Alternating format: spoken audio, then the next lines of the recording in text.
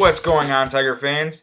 I'm John Check, and welcome back to another edition of the Hot Corner, which is an in-depth look at Detroit Tigers baseball.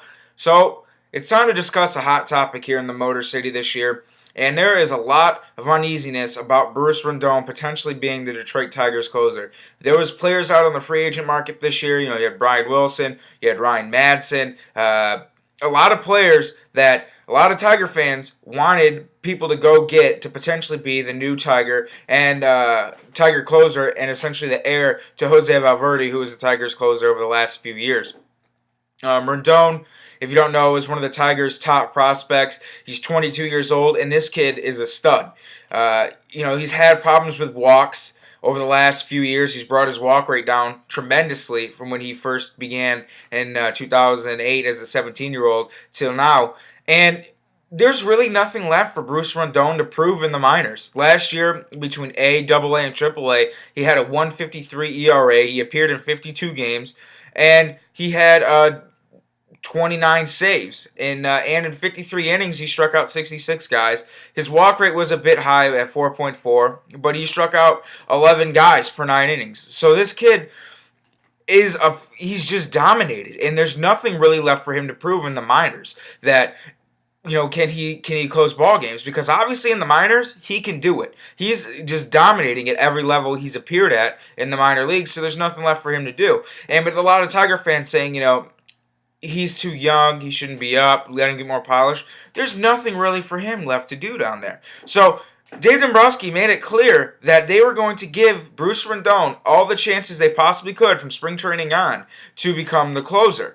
And Bruce Rondon has not pitched in a game yet. His first game he will appear in will be Saturday when they play the Braves at Joker Marchant Stadium.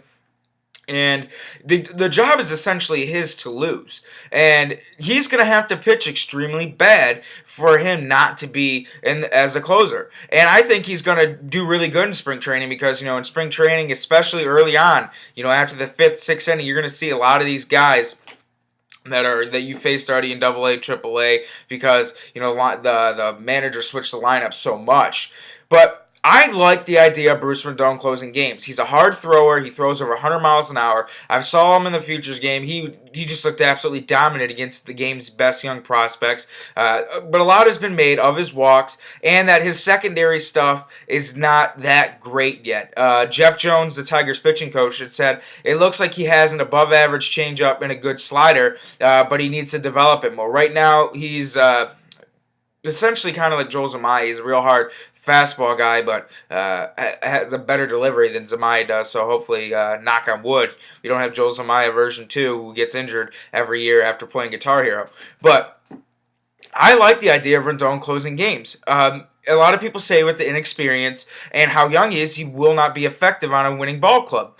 Well, Craig Kimbrell in 2011 was on an Atlanta Braves team. They did not make the playoffs, but he was very impressive. He set the rookie saves record with 46 saves. He had a 2.10 ERA, won Rookie of the Year. Now, I know that Kimbrell did not pitch that great in September, and you could use that as an argument, but still, he only blew, I think, 4 or 5 saves that season, and he was very effective. And then last year, his ERA was almost sub-1.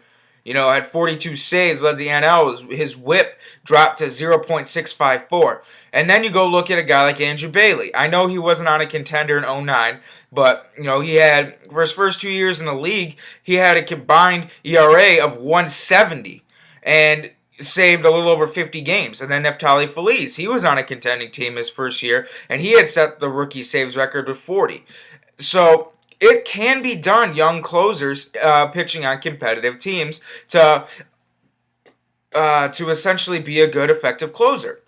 Now, don't be surprised if Rondon does struggle a little bit. This should be no surprise. Tiger fans were spoiled in 2011 when Valverde saved, 51 straight games, including the postseason. You're not going to see that every single year. And last year when Valverde struggled, and I think he blew 5 saves, everyone was like, oh my God, it's the end of the world, it's the end of the world. It's like, no. You were so spoiled to seeing Valverde taking the ball every ninth, whenever the situation was, not blowing a save, and that's what you're used to seeing. But essentially that's the closest job. It just does not happen where you see a perfect year after year like that. It just does not happen. And when he struggled, it was the end of the world. And now if Bruce Rondon comes up here and blows a few saves, he's not going to get a fair chance because there's always going to be the second guessing of, well, they should have got this guy, they should have got this guy, he needs to be down there, and Rondon should not be closing. But here's what's going to happen. I guarantee you Rondon is the closer out of camp. Rondon is going to blow a few saves. You don't come up as a 22-year-old and say he gets 47 chances and save all 47 chances. He is going to blow 3 to 5 saves. And I think league average for blown saves is somewhere in between 3 to 5 saves. And I think he's going to blow that many saves, but this is just growing pains. Because if you do not let him come up and pitch and learn, what are you going to do? What are you going to want to do? You want to keep sending him down until the Tigers are terrible, and then, let's bring up a closer that we have no need for because we're not a competitive club anymore, so it's okay if he blows some saves. Bring this kid up, give him some chances, give him some innings, put him under the bright lights in the 9th inning at Comerica Park in a one-run game, and see what he does. Essentially, you do this, he learns. Essentially, you could have a Craig Kimbrell version number 2 on your hands where you got a guy now, you hand him the ball, you know the game's over with. Now, I'm not saying Bruce Rondon's going to be Craig Kimbrell because Craig Kimbrell, he's on another level. He is as elite can get, and the Braves got a diamond that's going to be great for the next 10, 15 years.